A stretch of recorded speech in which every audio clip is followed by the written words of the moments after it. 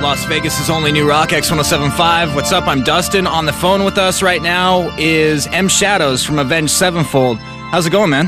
Good, how are you doing? Great. Thanks for calling in this morning. Absolutely, man. Thanks for having me on. How's your day going so far? It hasn't been a long day. I kind of just woke up a little bit ago and had a long night of catching up on reality TV shows since I was in New York for the last few weeks. Oh, nice. I get sucked in by the wife. She records all the and I have to watch it with her. But it's all good. So you have a new album coming out soon, Nightmare, July 27th. Fifth Avenged Sevenfold album, special one for you guys. What does it mean to you? Just to even get it recorded was very difficult. And this record, I hate when bands come out and say it's the best record, this or that, but this is the most important record to us. It's fulfilling Jimmy's legacy. It's the last piece of music that he ever worked on. And even though he doesn't play the drums on it, we saved his voice for some things. It's all his drum parts. You can feel his spirit on it.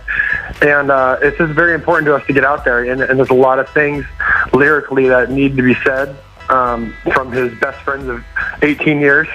And we get it out on this record, and it was baby steps getting to this point, but now that it's done, I feel really good about it, and the band feels really good about it. So, all right, this first single, Nightmare, we were lucky enough to be one of the first stations in the country to play it on Monday. It's hard to describe how awesome it is without using the F word. Tell me about this track a little bit. Well, this track was this is one lyrically that had nothing to do with the Rev. I don't want people to get the wrong idea. Basically, we were going to write a concept record, and we were going to get all the music done first, and then I was going to lyrically put in, the concept of what we were trying to do. It had nothing to do with what's going on now. It's kind of like a dream world, state of America right now. And basically, Jimmy loved the lyrics so much that I decided to keep them because, just because he passes away, I'm not going to start scrapping stuff that he loved. Right. And I thought he'd be bummed on that. So that song in particular was just one of those.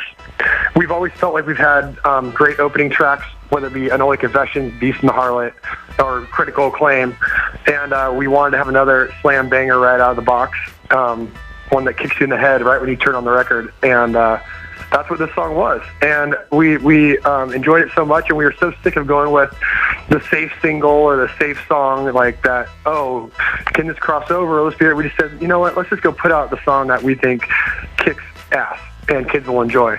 So that's Nightmare, and we sent it out and then just kind of kept our fingers crossed on it. Well, you nailed it. Thanks, man. All right, let's check it out right now. This is Nightmare, the title track off the new Avenged Sevenfold album. It's out on July 27th. We'll be back with M.Shadows after this, Las Vegas' only new rock, X1075.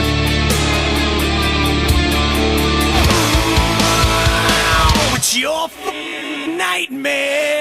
Oh, I love it. That is Nightmare, title track off the new Avenged Sevenfold album. It's due out on July 27th. Las Vegas' only new rock, X1075. We have M.Shadows on the line right now. Dude, I don't want to make this all about the Rev. This album's dedicated to him, and we're all very sorry for your loss. How's the band doing? Baby steps, We've all become closer, obviously, closer than we, I guess, ever could be without losing your best friend. It's weird. Like I said, baby steps. We do one thing at a time, and every time we get an idea presented to us, it's no immediately, and then we kind of warm up to it and try to just live life as it's kind of unpredictable. We don't know how we're going to feel. Some days you wake up and you're just crushed, and some days you wake up and you feel okay, and some days you wake up and you're ready to get things going again. So it's just a daily basis. So it's pretty tough. So the Revs' favorite drummer, Mark Portnoy from Dream Theater's filling in. How's that working out? Yeah, it was great. Honestly, like when we had the news that we finally decided that we were going to have, we were going to record the record, the biggest thing was, well, how are we going to get someone that can play these parts? Because the parts were insane. And we needed someone with quick hands and quick feet, and Mike was his favorite drummer. So we basically called him, and he was, like I tell this to everybody, he was like the light in all the darkness. He was the one guy that was like, I'll play the drums, I'll come in, and I'll do it, and I'm putty in your hands, I'll learn all the parts, and I'll do whatever you guys need. So Wow. That was great. It was amazing in the studio. He's an amazing drummer. He really brought the life to the songs. And then, when we were all done, we became such good friends with him that he got a death bat tattoo. And then he's like, if you guys want to tour, let's do it. So we're like, oh, we don't know if we want to tour. And then we decided, okay, we'll try a couple tours and see what happens. And then we called him and he's like, yep, I'm in. So he's been a blessing, It's just been amazing. That's awesome. Now, he released a statement a couple weeks ago saying that he remains committed to Dream Theater, and the timing kind of worked out that their tour was finishing up as you guys were gearing up to go out on yours this summer. Are you going to try to convince him to remain committed to Avenged this summer, or what? I don't know. It's really one of those things where, we had obviously people. Well, obviously the first day Jimmy passed away, we had people trying to submit themselves, which was so disrespectful. Oh, man. Like you're getting all these people going, hey, can I play drums for you? It's just like the last thing on our minds, like the band was so the second thought here, or third thought over, the guy that we hung out with every day for 18 years. So it was one of those things where we were like, well, we're not going to get a replacement. We're not having anybody play drums. The band's done. And so with Mike, it was like, well, we'll have Mike play on the record, blah, blah, blah. And then when he decided to tour with us, it was like, okay, we'll go on tour.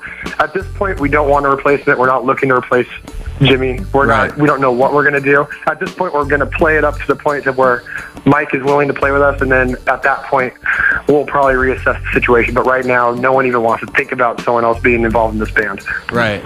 No, man, that's rough. What a rough spot to be in. You guys are going out co-headlining the first annual Rockstar Energy Uproar Festival with Disturbed this summer. Also on the bill are Stone Sour, Hailstorm, and Hell Yeah. I noticed that's not coming through Vegas.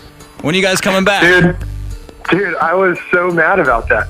It's so funny. There's certain places I look for, but I will definitely be coming to Vegas. It's just one of those like trademark places for us. We got to be there. All right. Well, we'll be waiting. Oh yeah. Before I let you go, let's talk about the last track on this album. Interesting story behind it. It was one of the last songs written by the Rev, correct? Yeah, actually, we put it second to last, and we put a song after it. But okay. Yeah, and it was. Go ahead. Originally called Death. What's the story behind the name change of the song? Well, it was called Death, and I'll kind of give you a background on it. Basically, Jimmy had. He had written this song, and I pushed him to keep finishing it because I thought it was brilliant. It was kind of like a little piece of heaven where he thought it was too crazy, and then it wouldn't fit with the band. And I was like, "No, you gotta finish it." And so 3 days before he died, he finished the song. He called it Death, and the lyrics, the very end lyrics that he repeats over and over are, "I hope it's worth it. What's left behind me. I know you'll find your own way when I'm not with you tonight." And he sings that 4 times over and over, like over this eerie organ and like the slowest, saddest key changes. And he died 3 days later. Oh, and God. It was called, and he told me that night that he finished it, he said, Matt, I'm done writing on this record. I think I've given you guys everything that I have on this record. I don't know if we have any more songs left with anybody else or what we're going to do, but this is my final song. And I was like, okay, cool, man, whatever. Yeah, well, if you come up with something, not thinking anything at the time. And then 3 days later, he passes away, and we go and listen to that song, and it was like a goodbye letter. And when we put it on the record, we re-recorded it, but we left his vocals on it. So it's pretty eerie. It's pretty it's heart-wrenching to hear it. We changed the name to Fiction because Jimmy called himself Fiction. He had fiction written. He didn't call himself that, but he always told us that his life was like a fiction book. Like he was chained by his skin, and he wanted out of it, and that's why he had handcuffs tattooed on his neck, and he had fiction written down his stomach.